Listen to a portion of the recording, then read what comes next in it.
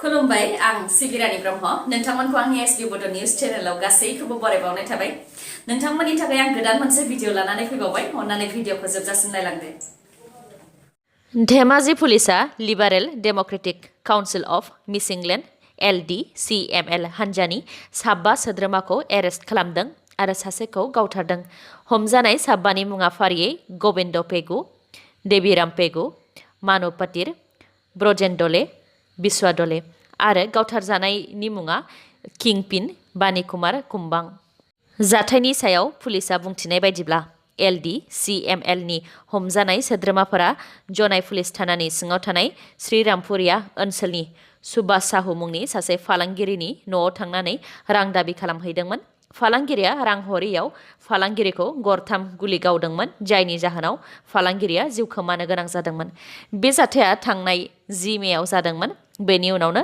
पुलिसा नायबिजिरनाय खामानिखौ मावनानै बे जाथायजों सोमोन्दो थानाय LDCML नि 15 सोद्रोमाखौ हमनो हादों आरो बिसोरनिफ्राय सोंनाय फिननाय खालामनानै जाथायनि गुबै दैदेनगिरि किंपिन बानी कुमार कुम्बांनि सोमोन्दै खौरां मोनदों आरो बेखौ हमनो थांनायावनो गावलायलायनायाव कुम्बांखौ गावथारनो हादों पुलिसफोरा बिसोरनिफ्राय गंथाम पिस्टल मोनथाम मेगजिन गोबां गुलि गंसे गारि आरो माखासे मटरसाइकेलबो हमनो हादों आसाम सरकारा COVID-19 नि गोसारनायखौ होबथानो थाखाय गोख्रों आयेन बानायदों बेनि थाखाय मैया SOPबो दिहुननानै होदों आरो मैया बेलासियाव आं बेनि खौरांखौबो फोसावखांबाय सोरबा जुदि नायाखैब्ला भिडिअनि जोबनायाव बे खौरांखौ नोंथाङा मोनहैनो हागोन आसाम सरकारा दिहुननानै होनाय SOPआ जोबोद गोनांथार सोरबा जुदि SOP मिथियालासे गोरोन्थियै आयेन सिफायफ्राङोब्ला साजा मोननो हागौ मानोना आसामनि DGP भास्कर ज्योति महन्त बिथाङाबो बेनि सायाव सांग्रांथि होदों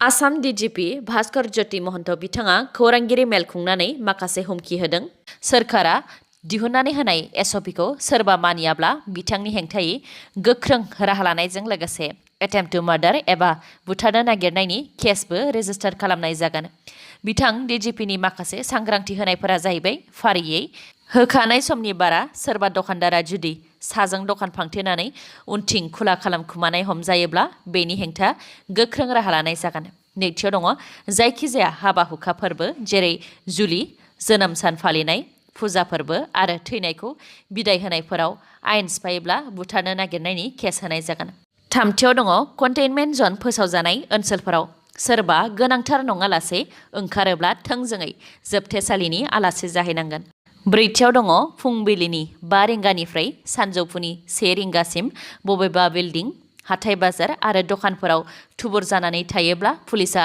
लावथि सिबनो हागौ अदेबानि बुनायनि गनायथि दङ HSLC आरो HS फाइनाल आनजादखौ COVID-19 नि थासारिखौ नोजोर होनानै आनजाद खुंनायखौ दोनथ'नाय जादों होननानै फोसावनायनि उनावबो गोबां फरायसाफोरा HSLC आरो HS फाइनाल आनजादनि सायाव गोबां सोंथि सोंबाय थानायखौ नुनो मोन्दों बेनि सायाव खौरांगिरिनि सोंथियाव सोलोंथाइ बिफाननि मन्थ्रि डक्टर रनोज पेगु बिथाङा फिननाय होदों दि COVID-19 नि थासारिखौ सामलायनो थाखाय 15 सान लकडाउन बायदिनो रायजोआव गोख्रों आयेन खालामनाय जादों बेबायदि गोख्रों आयेन खालामनायनि उनाव जुदि थासारिया मोजाङाव फैयोब्ला अब्ला आनजादखौ मोजाङैनो मोजां खुंलांगोन नाथाय थासारिया मोजाङाव फैयाब्ला आनजादखौ खुंनो गोसो जाब्लाबो खुंनाया गोब्राब जागोन होननानै बुंथिदों बिथाङा बेनिखायनो HSLC आरो HS फाइनाल इयार आनजादा खुंजागोन ना खुंजाया बेखौ COVID-19 नि थासारियासो खोन्थागोन होननानैबो बुंथिदों बिथाङा इजराइल आरो गाजानि गेजेराव गिलु-बालु दावहाजों गोबां सुबुंनि जोखोम जानायजों लोगोसे दासिम इजराइलनिफ्राय अफिसियेलि 15 आरो गाजानिफ्राय अफिसियेलि 43 सुबुंनि जिउ खहा जानाय रिपर्टआव मोननाय जादों आरो दावहाया दासिमबो जागासिनो दङ मख'नो गोनांदि गाजानि पेलेस्टाइनियान मिलिटेन्ट्स आरो इस्लामिस्ट ग्रुप हामास जायखौ इजराइल आरो इउनाइटेड स्टेट USA उदखारि हानजा होननानै मानियो बिथांमोनहा इजराइलनि सायाव अजद होनाय बायदिब्ला इजराइलनि थागिबिफ्रा पेलेस्टाइनियानफोरखौ सानजा जेरुसालेम ओनसोलनिफ्राय होखारहरदों बेखौ लानानैनो गाजानि हामास आरो पेलेस्टाइनियान मिलिटेन्ट्सआ जयै लोगो नांनानै थांनाय समबाराव इजराइल हादराव रकेटजों एटेक खालामग्रोदोंमोन इजराइल हादरा फोरमायथिनाय बायदिब्ला 1000निबो बांसिन रकेट गावहरनानै हामास आरो पेलेस्टाइनियान मिलिटेन्ट्सफोरा इजराइलखौ एटेक खालामग्रोदों बिनि फिननायखौ इजराइल हादराबो मैयानिफ्रायनो एयार स्ट्राइकजों होदों आरो दासिमबो होगासिनो दङ। मैया मोनाबिलिसिम इजराइल हादरा 500निबो बांसिन एयार स्ट्राइकजों गाजायाव एटेक खालामदों, जायजों गाजानि सा 43 सुबुंफोर जिउ खहा जानाय रिपर्टआव मोननाय जादों आरो गोबां गिदिर गिदिर बिल्डिंफोरा थेर-बेथेर जाजोबदों। कसुगाव हाग्रा ओनसोलनिफ्राय 3 दंफां सिखावजों लोगोसे दंफां थुख्रा आरो गंजि साइकेल हमनो हादों। एसएसपिफोरनि गोख्रों सिग्रोमनायाव दंफां सिखावफोरनि दंफां दानफायनायनि सोदोबजोंनो सिखावफोरखौ हमनो हादों। हमजानाय दंफां सिखावफोरनि मुङा फारियै बिपुल बसुमतारी, नवीन इस्लारि आरो बिखि हाज'वारि। मख'नो गोनांदि कसुगाव हाग्रा ओनसोलनि दंफां लाइफांखौ सिखावै दानखुमाग्रा सिखावफोरखौ एसएसपिफोरा गोबां खेब हमनो मोनबोदों। दिनैनिफ्राय आसामनि टाउन ओनसोल आरो टाउन ओनसोलनि सोरगिदिं 5 किल'मिटार गोजानसिम सानजौफुनि 2 रिंगानिफ्राय फुंनि 5 रिंगासिम कारफिउ जासिगोन। थांनाय 4 मेआव ओंखारनाय नटिसनि बायदिब्ला रायजोआव मोनाबिलि 6 रिंगानिफ्राय फुंनि 5 रिंगासिम कारफिउमोन, नाथाय दा टाउन ओनसोल आरो बिनि सोरगिदिं 5 किल'मिटार गोजानसिम बे समखौ बारायनानै सानजौफुनि 2 रिंगानिफ्राय फुंनि 5 रिंगासिम खालामनानै होबाय। नाथाय कारफिउब्लाबो माखासे अफिसियेल आरो माखासे मानसिफोरा ओंखारनो हागोन। इमार्जेन्सि सार्भिस आरो एसेन्शियेल सार्भिसआव मावग्रा सोरखारि आरो सोरखारि नङै अफिसियेल आरो मानसिफोरा भेलिड आइडि कार्ड दिन्थिनानै थांलाय फैलाय खालामनो हागोन। एसेन्शियेल सार्भिस जेरै माइरं, दालि, फिथाइ सामथाइ, गाइखेर, ना बेदर बेफोरनि दखान होग्राफोरा थांलाय फैलाय खालामनो हागोन। बेनि अनगायैबो bank, insurance office, petrol pump, LPG, मोब्लिब बिफान, केबल सार्भिस, इन्टारनेट सार्भिस बेफोराव मावग्रा मावथिफोरा थांलाय फैलाय खालामनो हागोन आरो इमार्जेन्सि सार्भिस जेरै डक्टर, नार्स आरो जायखिजाया देहा फाहामसालियाव मावग्रा मावथिफोर, अर खोमोरग्रा, पुलिस, कर्ट बेफोर डिपार्टमेन्टआव मावग्राफोराबो ओंखारनो हागोन। बिथांमोननि अनगायैबो देहायाव गोनां आइजो, बेरामिफोर बिथांमोनहा फाहामथाय लानो ओंखारनो हागोन आरो कभिड-19 भेक्सिन लाग्राफोराबो ओंखारनो हागोन। बेफोरनि अनगायैबो एयारपर्ट, रेलवे स्टेशन आरो आइएसबिटिफोरनिफ्राय थांलाय फैलाय जानाय दावबायारिफोरा टिकेट दिन्थिनानै थांलाय फैलाय खालामनो हागोन। मैया 12 मे गायदे बसुमतारी आरो हेलेना बसुमतारीनि मुंख्लं सान, अदेबानि बड'लेण्ड सोमावसारनायनि गिबि आइजो मुंख्लं सान। बे सानाव मैया क'क्राझार जिल्लानि गसाइगाव महकुमानि सराइबिलाव थानाय गायदे बसुमतारी आरो हेलेना बसुमतारी बिथांमोननि मंखरसालियाव बिथांमोननि मुंख्लं सानखौ फालिदों। बे हाबाफारियाव दुलाराय बर' फरायसा आफादनि आफादगिरि बिथां दिपेन बर'जों लोगोसे दुलाराय बर' फरायसा आफादनि नेहाथारि आरो मावथिफोर, दुलाराय आइजो अनसाय आफादनि दैदेनगिरिफोर आरो बिटिसिनि इएम बिथां रेवरेवा नार्जिहारि, बारग' एमसिएलए जिरन बसुमतारी बिथांजों लोगोसे रुंसारि बिथांमोननि नखरनि सोद्रोमाफोराबो बाहागो लादों। मख'नो गोनांदि थांनाय गोलाव समनिफ्रायनो 12 मे अदेबानि मैयानि सानखौ बर' बिमा सान महरैबो फालिबोदों। आसाम स्टेट डिजास्टार मेनेजमेन्ट अथ'रिटिया मैया कभिड-19नि सायाव एसअपि दिहुनदोंमोन।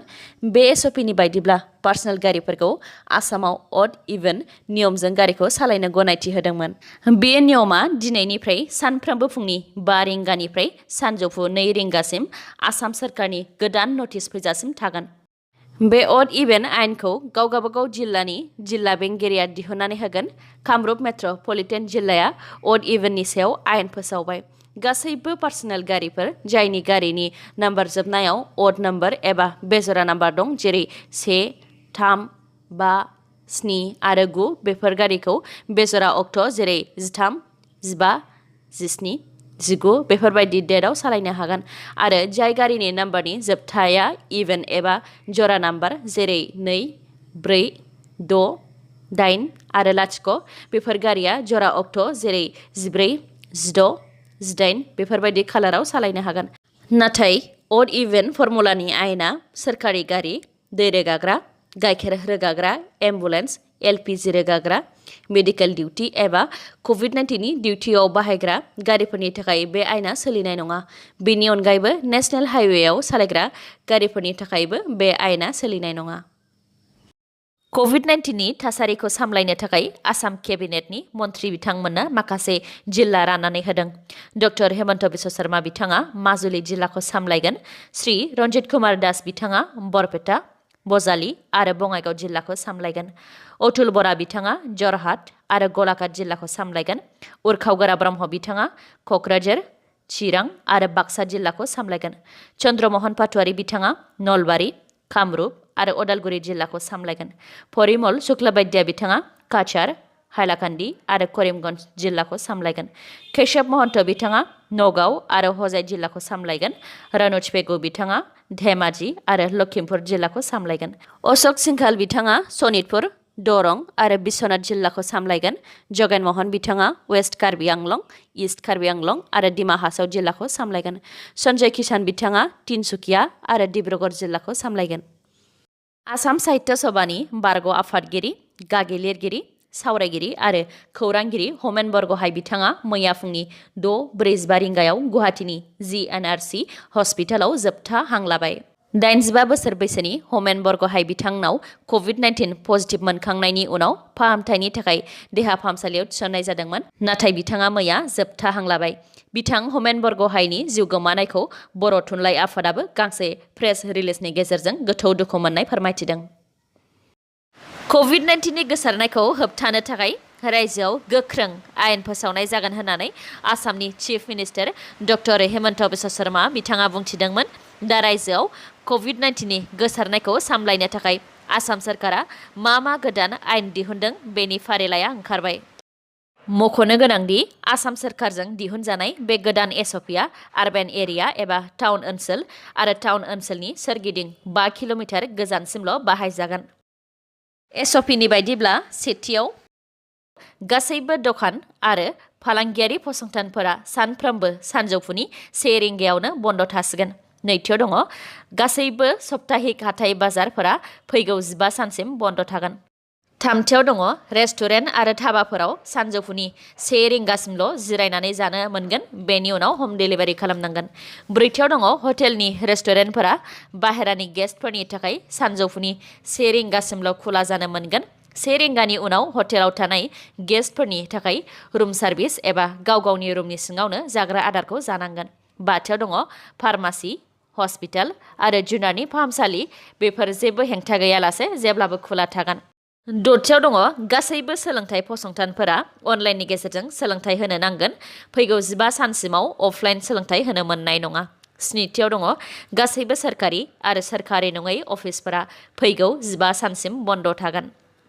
दाइनथियाव दङ सोरखारि अफिसनि डिपुटि सेक्रेटारि एबा बेनि गोजौसिन रेंकनि अफिसारफोर आरो सोरखारि नङै अफिसफोरनि सिनियर एक्जिकिउटिभफोरा गावसोरनि सापर्ट स्टाफफोरखौ लाफानानै इमारजेन्सि खामानिनि थाखाय अफिसफोरखौ सानजौफु 1 रिंगासिम खुलिनो हागोन।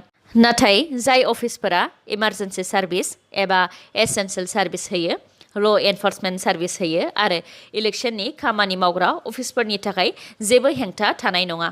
गुथियाव दङ बेलासिनि 2 रिंगानिफ्राय फुंबिलिनि 5 रिंगासिम कारफिउ सोलिगोन, बे समाव रावबो ओंखारनो मोननाय नङा। जिथियाव दङ जुलिनि मन्दपाव 60 सुबुंफोरखौल' लानानै जुलि खालामनो हागोन, जुलिनि सिगां एबा जुलिनि उनाव जेबो रिसेपसन खालामनो मोननाय नङा। 17थियाव दङ सुबुंनि थैनायनि बिदाय होनायाव 60 नि बांसिन थांनो मोननाय नङा। 12थियाव दङ गासैबो धोरोमारि फसंथानफोरा फैगौ 15 सानसिम बन्द थागोन, खालि मन्दिरनि गाहायाल' फुजा होनो हागोन। 13थियाव दङ गासैबो पाब्लिक ट्रेन्सपर्टआव 30% जिरायहोनानैल' दावबायारिफोरखौ लांनो हागोन। 14थियाव दङ अट' रिक्सा, साइकेल रिक्सा आरो टेक्सिफोराव सासे सालायग्रा आरो 2 गाखोगिरिफोराल' गाखोनो गनायथि दङ। 15थियाव दङ बाइकफोराव हिन्जाव आरो गथ'नि अनगायै रावखौबो उनाव दैखांनानै बाइक सालायनो मोननाय नङा। 16थियाव दङ सोरखारि गारिनि अनगायै गासैबो प्राइभेट गारिफोरा सोरखारनि अड इभेन एबा जरा बेजरा फर्मुलाजों फुंनि 5 रिंगानिफ्राय सानजौफुनि 2 रिंगासिम खारनो हागोन।